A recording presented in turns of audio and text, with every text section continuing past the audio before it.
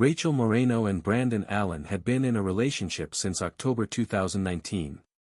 The pair met through mutual acquaintances while attending vocational classes in the Cincinnati area. From the onset, the relationship exhibited signs of imbalance. Rachel was extroverted, image-conscious, and active on social media platforms, notably Instagram and TikTok. She frequently posted candid and stylized photos, including those in swimwear and nightlife attire, drawing visible engagement and commentary. Brandon, by contrast, exhibited pronounced social withdrawal and insecurity. Multiple testimonies from friends and family confirm a long-standing pattern of jealousy and verbal disputes tied directly to Rachel's online presence. According to a neighbor statement, file #04-007, loud arguments related to social media activity were a recurring issue in their shared apartment, particularly following Rachel's photo posts. Rachel had reportedly refused Brandon's requests to delete or moderate her content. She asserted independence and cited her right to self-expression, maintaining a growing follower base of approximately 18,000 as of mid-2021. Friends noted that Rachel often framed her online presence as part of a brand she was building, in hopes of launching a beauty-related venture. Brandon, unemployed at the time and exhibiting erratic behavior, was known to consume alcohol and prescription stimulants recreationally.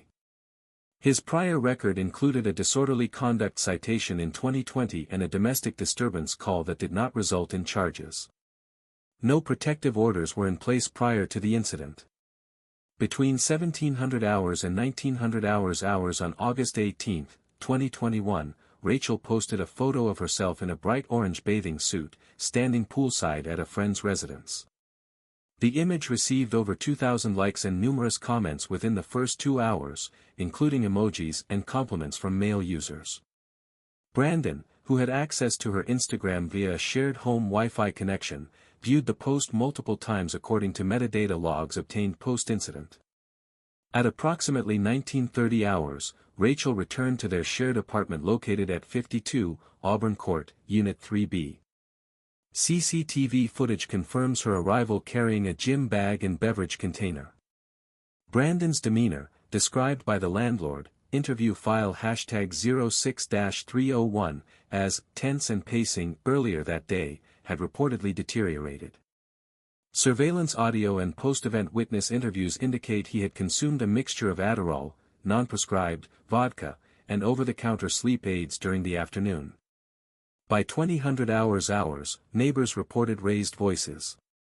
At 2043 hours, an abrupt noise was recorded by a nearby Ring camera, consistent with an impact against a metal object. Investigative reconstruction and forensic analysis indicate that the argument escalated physically at approximately 2040 hours. Brandon, under influence, attempted to strike Rachel with an open hand. Rachel, trying to move away, was pushed. She lost balance, falling backward against a cast-iron radiator positioned below the apartment's west-facing window. Forensic pathology confirms a parietal skull fracture and associated subdural hematoma caused instantaneous unconsciousness and rapid brain death. Time of death is estimated within minutes of head trauma. Brandon reportedly panicked. Initial scene contamination, drag marks, partial blood smears, suggests he attempted to check her pulse and partially cleaned the floor before ceasing efforts. At 2112 hours, cell phone records show Brandon initiated a 9-minute call with an unlisted contact, presumed friend or accomplice, identity unconfirmed. GPS data places him near the Eden Ridge Forest Preserve by 2315 hours. Following the fatal altercation in the apartment at 52 Auburn Court, Brandon Keith Allen remained inside the premises for an estimated 45 minutes. During this time, he moved Rachel Lynn Moreno's body from the living room to the bedroom, where he placed her on a towel to minimize blood transfer to the carpet. A secondary analysis of the crime scene found traces of diluted blood near the bathroom sink, suggesting Allen attempted to clean his hands and face before proceeding further. By 2130 hours, Allen had removed a large black duffel bag from the apartment closet. It was later confirmed through purchase records to have been acquired at a Dick's Sporting Goods store in late 2020. He placed Rachel's body inside, contorting it to fit. A post-mortem forensic review indicated bruising along the clavicle and left rib cage consistent with pressure from interior bag walls. Investigators noted the zipper had been forced partially closed due to spatial constraints, causing additional tearing in the lining and hair entanglement along the zipper seam. Exiting through the rear service stairwell at approximately 21:55 hours, Allen avoided security cameras at the front entrance. A neighbor walking a dog in the adjacent alley described seeing a man in a hoodie carrying something big and black near the dumpster enclosure, though the witness did not initially report it, believing it to be unrelated refuse disposal. Allen loaded the duffel into the trunk of a 2008 Honda Accord, Ohio plates DHC 4291. The vehicle was registered to his mother, who had lent it to him 2 weeks prior for job interviews. Traffic cameras recorded the vehicle departing the area at 22:01 hours, heading westbound on State Route 125. He bypassed major highways and toll roads, opting for local and county routes with minimal surveillance coverage. By 23:12 hours, cell phone GPS data from Allen's device placed him near Ridgepoint Hollow, a seldom-used gravel path bordering the southern perimeter of Eden Ridge Forest Preserve in Claremont County. The area had previously served as a maintenance access road, though officially closed since 2015 due to erosion damage. A rusted padlock on the service gate had been forcibly broken, with pry marks consistent with a flathead screwdriver or similar instrument. Investigators later found the gate open and deep tire ruts leading 300 yards into the preserve. Approximately 170 yards from the gate, in a densely wooded section with a steep embankment, the duffel bag was dragged from the vehicle and concealed beneath a layer of pine branches, damp leaves, and discarded construction tarp fragments. The concealment site showed evidence of hasty covering, partially exposed limbs and a corner of the bag were still visible upon later discovery.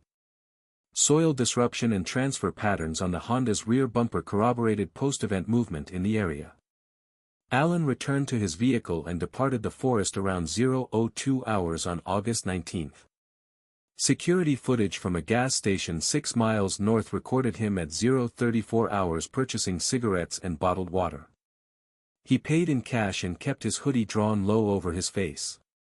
The clerk later identified Allen in a photo lineup with 80% certainty. By 1:15 hours, Allen arrived at a private residence in Loveland, Ohio, belonging to an acquaintance identified only as Th in investigative documents. He remained there for 3 days, during which time he disabled his phone and wiped his social media accounts, including deleting messages and posts related to Rachel. It was not until August 22 that he reactivated the device using a different SIM card, triggering a location ping that ultimately aided law enforcement. On the morning of August 22, 2021, at approximately 9:27 hours, local residents Lisa Harner and Deborah Cole entered Eden Ridge Forest Preserve from the Eastern Walking Trail to forage for mushrooms, a regular activity they engaged in during late summer. The weather was mild, with overcast skies and temperatures in the mid-70s. Visibility was good, and recent rainfall had softened the forest floor. Roughly 35 minutes into their search, Harner detected a pungent odor described in her later affidavit as chemical and rot. Following the scent uphill toward a densely shaded grove approximately 200 yards off the marked trail, the women discovered the partially obscured duffel bag beneath a collapsed brush pile. When Harner lifted a pine bough, she saw a human forearm protruding through a tear in the side seam. The women retreated to their vehicle and contacted Claremont County Emergency Services. Deputies from the sheriff's office arrived at the scene at 10:43 hours, accompanied by a field forensics unit. The body, later confirmed as Rachel Lynn Moreno, was removed under the direction of Chief Investigator Lyle Brogan.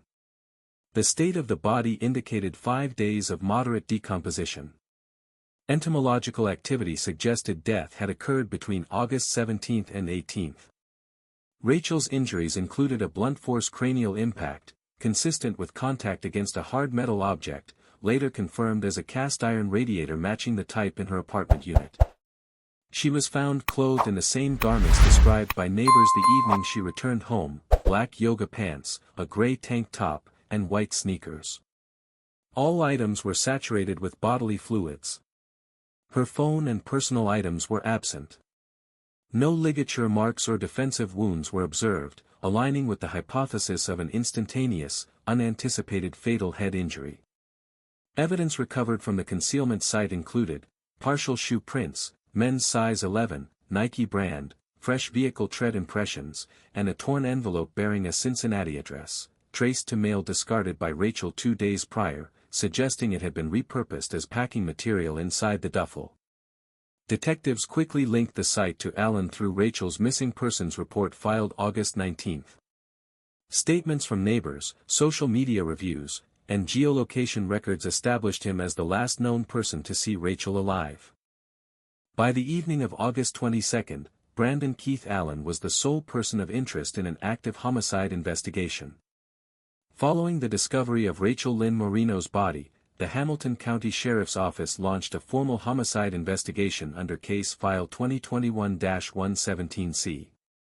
Lead investigator Detective Paul Whittington coordinated initial actions, beginning with an emergency subpoena for Brandon Keith Allen's mobile device records, banking activity, and social media accounts. A canvass of Auburn Court, the victim's residence, yielded multiple statements from neighbors describing recent verbal altercations between Rachel and Allen. Several indicated that Allen had become increasingly agitated about her online posts. One witness noted that on the evening of August 18, he had heard a bang, like something metal, followed by silence. Security footage from the building's back stairwell showed Allen carrying a large black bag shortly after the time of death. Crime scene investigators processed the apartment on August 23. Blood traces found near the living room baseboard tested positive for Rachel's DNA. A smear of reddish fluid on the bedroom carpet matched biological evidence from the body. A broken drinking glass and 2 partially dissolved tablets were recovered from the kitchen sink, later identified as over-the-counter sleeping aids containing diphenhydramine. Vehicle registration records confirmed that Allen had access to a silver 2008 Honda Accord registered to his mother. Traffic cameras showed the vehicle leaving the vicinity of Auburn Court at 22:01 hours on August 18, and its path could be tracked to within 3.5 miles of the Eden Ridge Forest Preserve via county-maintained surveillance and private business security systems. One key image, from a traffic light camera on Route 128 at 22:47 hours, showed the vehicle's rear license plate partially legible and aligned with Allen's registered plate. Detectives conducted interviews with Allen's known associates. One individual, identified as Th, admitted Allen had stayed at his home in Loveland for 2 nights beginning August 19. Th claimed Allen appeared stressed out, had shaved his beard, and avoided phone usage. Th also stated that Allen left in the early morning hours of August 21 without explanation.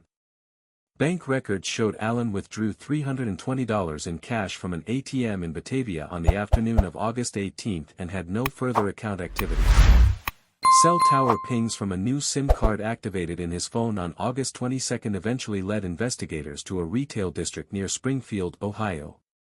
On August 24, investigators issued a BOLO, "Be on the lookout," for Allen and the Honda Accord across southern Ohio, listing him as a wanted person in connection with a homicide. The vehicle was located later that day in the parking lot of a motel in Xenia, 63 miles northeast of Cincinnati.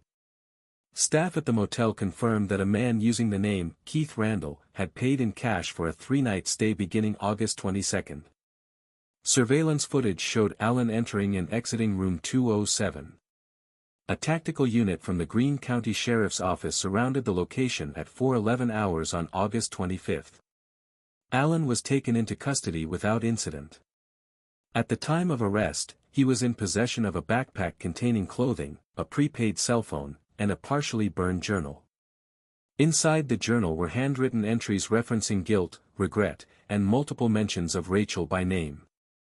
Following his arrest, Allen invoked his right to counsel and declined to make any formal statements. Brandon Keith Allen was booked into the Greene County Jail at 5:07 hours on August 25, 2021. Within 12 hours, he was transferred under warrant to the Hamilton County Justice Center in Cincinnati. On August 26, the Hamilton County Prosecutor's Office filed formal charges, 1 count of second-degree murder, 1 count of abuse of a corpse, and 1 count of tampering with evidence. An initial bail hearing was held on August 28 before Judge Carla Meissner. Due to the severity of the charges and the suspect's flight from the jurisdiction, the court denied bail. Allen was remanded to custody pending trial. In the following weeks, prosecutors built a case based primarily on forensic evidence, digital footprints, and eyewitness testimony. Assistant Prosecutor Glenn Riley emphasized the consistency between the timeline of Rachel's disappearance, digital geolocation data from Allen's phone, and the positioning of his vehicle near Eden Ridge Forest Preserve. Investigators presented over 140 pieces of evidence, including crime scene photographs, cell tower data, traffic surveillance images, and DNA analysis from the apartment and Rachel's remains. Rachel's Instagram post from the afternoon of August 18, the image in the orange bathing suit, was cited as the emotional trigger in Allen's deteriorating psychological state. Prosecutors introduced text messages between the two, including multiple threads in which Allen expressed anger over Rachel's public image and warnings that she was bringing problems into their relationship. The defense, led by court-appointed attorney Douglas Finch, did not dispute Rachel's death or Allen's involvement. Instead, they argued for a downgraded charge of involuntary manslaughter. The defense position held that Allen's actions were not premeditated but occurred during a sudden, emotional outburst under the influence of substances. Finch emphasized the absence of intent, pointing to Allen's initial attempt to check Rachel's pulse and the lack of prolonged violence. A psychological evaluation ordered by the court concluded Allen was competent to stand trial. However, it noted he exhibited traits of dependent personality disorder and chronic anxiety, particularly when confronted with perceived rejection or humiliation. The trial was scheduled for early January 2022. In the weeks leading up to jury selection, plea negotiations began between the defense and prosecution. The possibility of a guilty plea in exchange for a reduced sentence was explored, contingent on Allen's cooperation and acceptance of culpability. On January 10, 2022, the state of Ohio versus Brandon Keith Allen entered its final stage. Facing overwhelming forensic evidence and pressure from the victim's family for resolution, Allen's defense agreed to a plea arrangement negotiated over several weeks of pretrial conferences. Under the terms of the agreement, Brandon Keith Allen pled guilty to 1 count of involuntary manslaughter, a felony of the first degree, 1 count of tampering with evidence, and 1 count of abuse of a corpse. The original second-degree murder charge was dismissed as part of the plea. Prosecutors cited the lack of premeditation and Allen's immediate flight as supporting factors for a conviction under involuntary manslaughter, which in Ohio law encompasses deaths caused by reckless or negligent conduct during the commission of an unlawful act. During the January 14 sentencing hearing, Judge Meissner allowed victim impact statements. Rachel's mother, Lillian Moreno, addressed the court directly. Through prepared remarks, she described her daughter as bright, stubborn, and fiercely independent, recounting Rachel's ambition to start a small business and her deep attachment to her younger sister. She expressed contempt for Allen's character, emphasizing that Rachel had tried to live freely and was punished for it.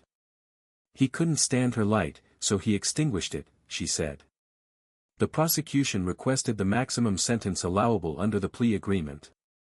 In response, the defense reiterated that Allen had not intended to kill Rachel and expressed regret on his behalf. Allen himself, when asked if he wished to speak, rose and delivered a brief statement, "I never meant to hurt her. I lost control. I think about it every day. I am sorry." Judge Meissner pronounced the sentence as follows. Involuntary manslaughter, 11 years, the statutory maximum. Tampering with evidence, 3 years, to be served consecutively. Abuse of a corpse, 1 year, to be served concurrently with the tampering charge. Allen was sentenced to a total of 14 years in the custody of the Ohio Department of Rehabilitation and Correction. He was remanded immediately to begin his sentence at the Chillicothe Correctional Institution, a medium-security facility. Following sentencing, the court ordered that Allen receive mandatory psychological treatment while incarcerated, including anger management counseling and periodic reviews of his mental health status. A permanent protection order was issued on behalf of Rachel's surviving family members. The plea deal avoided a lengthy trial and spared Rachel's relatives the burden of extended courtroom proceedings. However, the outcome drew mixed reactions. Some members of the public and victim advocacy groups voiced concern that Allen's sentence did not reflect the severity of the act, arguing that Rachel's death resulted from deliberate physical aggression, not mere recklessness. The Hamilton County Prosecutor's Office issued a press release noting that the conviction and sentence were secured based on the evidence, the applicable statutes, and the highest probability of long-term accountability. Rachel's Instagram account, preserved at the request of her family, was later converted into a memorial page. A scholarship fund was established in her name through a local women's education initiative. The fund prioritized applicants pursuing careers in digital marketing and media, the fields Rachel had aspired to enter. Following his incarceration at Chillicothe Correctional Institution, Brandon Keith Allen began serving his sentence in late January 2022. Correctional intake records list him as a low-risk inmate with no known gang affiliations. A psychological intake report conducted in February 2022 described Allen as compliant but emotionally detached, with depressive symptoms and marked social withdrawal. He enrolled in state-mandated behavioral therapy but declined to participate in voluntary inmate-led programs. Over the next year, Allen had no major disciplinary incidents. He submitted several written requests to prison counselors expressing interest in education courses but did not follow through with enrollment. In late 2023, he filed a motion for sentence reconsideration citing mental instability at the time of the offense, which was summarily denied by Judge Meissner on procedural grounds. Rachel Lynn Moreno's family remained publicly active in the wake of the case. Her mother and sister collaborated with a local nonprofit to advocate for stronger domestic violence prevention resources, particularly around early warning signs of possessive behavior in young relationships. Their campaign, Red Flag is Enough, gained regional attention in Ohio high schools and community colleges. In September 2023, the family-sponsored legislation introduced in the Ohio General Assembly aimed at requiring judges to mandate social media behavior counseling in domestic violence cases where digital harassment or control was a factor. The bill was still under review as of early 2025. Rachel's memorial fund raised over $28,000 by its first anniversary. Recipients included 3 women pursuing degrees in media communications at the University of Cincinnati. Each recipient received a letter from Rachel's family highlighting her aspirations and the importance of amplifying women's voices in their own terms. On the 3rd anniversary of Rachel's death, her family held a private memorial service at Eden Ridge Forest Preserve, near the site where her body was found. A simple granite marker was placed beneath a sycamore tree, engraved with Rachel's full name, birth and death dates, and a single line, "She showed the world who she was." As for Allen, his earliest parole eligibility date is January 2034. At that time, he will be 37 years old. Until then, he remains inmate number 482216 at Chillicothe Correctional Institution, serving a sentence shaped by a single moment of jealousy turned fatal, an outcome that neither remorse nor time can undo.